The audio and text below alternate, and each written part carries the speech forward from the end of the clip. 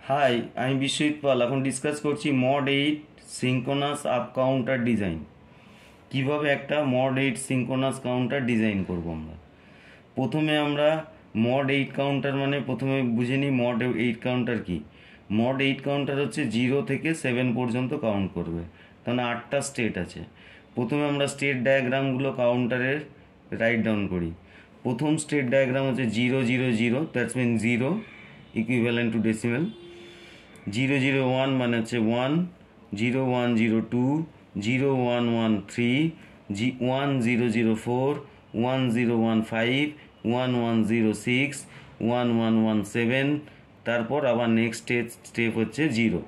তার মানে এখানে মোট স্টেট কটা আছে? 1 2 3 4 5 6 7 8টা। তার মানে 8টা স্টেট আমরা কাউন্টারে ডিজাইন করব। তাহলে কতগুলো আমাদের ফ্লিপ ফ্লপের প্রয়োজন হবে? না, এখানে capital N equal to number of state, তাহলে নাম্বার অফ স্টেট কত? 8টা। আর এখানে স্মল এন কি না 2 টু দি পাওয়ার এন এর চেয়ে কম বা সমান হবে অথবা কম হবে নাম্বার অফ স্টেটটা। তাহলে নাম্বার অফ স্টেট কত? না 8টা। 8টা ইকুয়াল টু 2 কিউব। তাহলে number of flip flop required is 3। তাহলে 3টে ফ্লিপ ফ্লপের আমাদের প্রয়োজন আছে। এইবার টাইপ অফ ফ্লিপ ফ্লপ, কী ধরনের ফ্লিপ ফ্লপ আমি ইউজ করব? না জেকে ফ্লিপ ফ্লপ, অর্থাৎ jump and kill type flip flop. এর এক্সাইটেশন টেবিল কি জেকে ফ্লিপ ফ্লপের? না প্রিভিয়াস স্টেট যদি 0 থাকে, তারপরের স্টেটে যদি 0 করতে চাই, তাহলে আমাদের জেতে 0 ইনপুট, কে ডোন্ট কেয়ার, অর্থাৎ 0 হাই যাই খুশি দিতে পারি, 0 লো, 0 বা হাই। তারপর হচ্ছে 0 থেকে যদি 1-এ যেতে চাই তাহলে হচ্ছে 1 ডোন্ট কেয়ার দিতে হবে। আর যদি 1 থেকে 0-তে যেতে চাই তাহলে ডোন্ট কেয়ার 1। আর 1 থেকে 1 স্টেটে যদি যেতে চাই তাহলে জেতে ডোন্ট কেয়ার, কেতে 0। এই অনুসারে আমরা স্টেট ডায়াগ্রামটাকে প্রিভিয়াস স্টেট এবং প্রেজেন্ট স্টেটটাকে লিখলাম। এবং 3টে ফ্লিপ ফ্লপের আউটপুট কি না Q2 Q1 Q0। এখানে MSB Q2 এবং Q0 হচ্ছে LSB। তাহলে প্রথম স্টেট কত? 0 0 0। সেইখান থেকে পরের স্টেটে কি হবে না 0 0 1। তাহলে তার জন্য ইনপুটের কি দরকার? না J2 K2-তে ফ্লিপ ফ্লপের ইনপুট হচ্ছে 0 don't care, J1 K1-এ 0 don't care, মানে কোনো রকম স্টেট চেঞ্জ হচ্ছে না 0 থেকে 0। এরপর J0-তে কত না 1, K0-তে ডোন্ট কেয়ার, অর্থাৎ 0 বা 1 যাই রাখি না কেন। তাহলে এইভাবে আমরা এক্সাইটেশন টেবিলটাকে তৈরি করলাম। কিসের জন্য? না আউটপুট ট্রানজিশনের জন্য জেকে ফ্লিপ ফ্লপে কী ধরনের ইনপুট দিতে হবে সেই ইনপুটগুলোর জন্য আমরা একটা টেবিল তৈরি করলাম। এবং এই টেবিলটা জেকে ফ্লিপ ফ্লপের এক্সাইটেশন টেবিলটাকে ফলো করে এই টেবিলটাকে আমরা কমপ্লিট করলাম।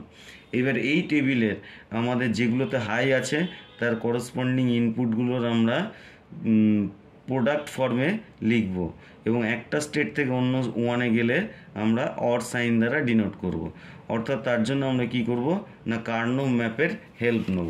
কার্নোম ম্যাপ কি না কার্নোম ম্যাপে আমাদের প্রথমে কি আছে Q2 Q1 Q0।